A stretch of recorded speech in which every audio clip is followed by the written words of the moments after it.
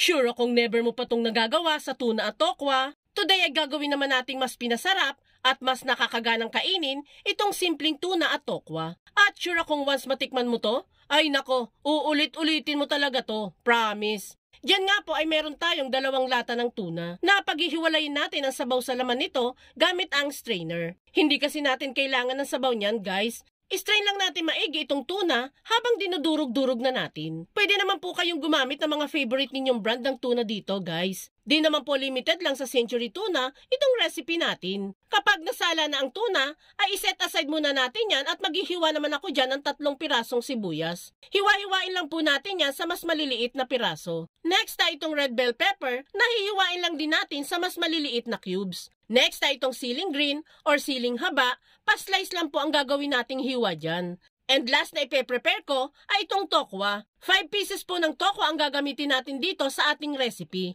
Bali, hihiwain lang din po natin yan na maliliit na cubes. Yung tipong bite size ang laki, ganun lang po dapat. Matapos ma-prepare ang mga sangkap, ay proceed na tayo sa pagluluto. Dito sa ating kawali ay nagpainit na tayo ng medyo madaming mantika. At kapag mainit na, ay pwede na nating ilagay ang mga nahiwang tokwa. Madaming mantika po ang nilagay natin dyan para po marami ang maluto natin per batch. Lulutuin lang po natin yan hanggang sa mag-brown na ang mga tokwa.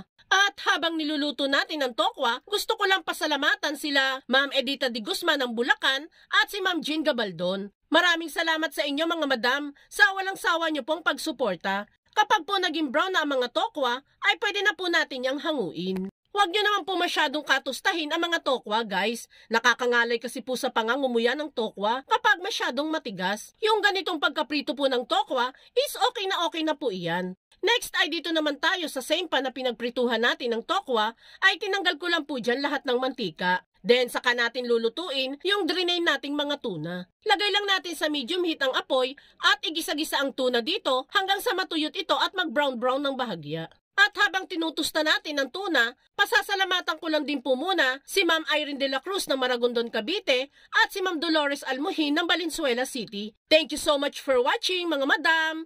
Once matusta na at medyo mag-brown-brown na ang tuna, ay pwede na po natin yang hanguin at palamigin.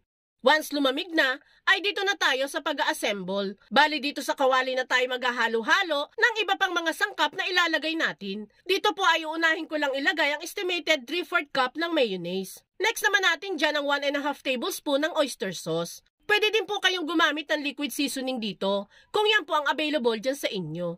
Then saka naman tayo dyan maglalagay ng konting asin at pamintang pino para mas lumasa pa ang ating dressing. Then saka ito halu-haluin. At kung nakaabot ka sa part ng video nating ito, it means na interesado ka sa ginagawa natin. At kung sakali pong magugustuhan mo ang recipe natin today, pwede po bang pusuan mo naman ang video natin? At mag-comment ka na din po kung taga saan po kayo. Malay mo, ma-shoutout kita sa mga future videos na gagawin pa natin. Maraming salamat po lagi!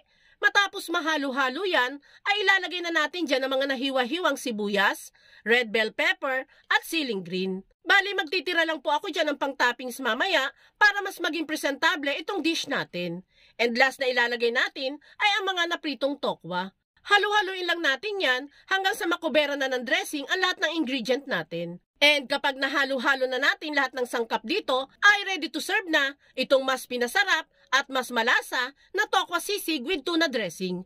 Nako guys, sure na sure akong matutuwa ang mga mister ninyo dito kapag natikman nila itong ganitong klaseng sisig.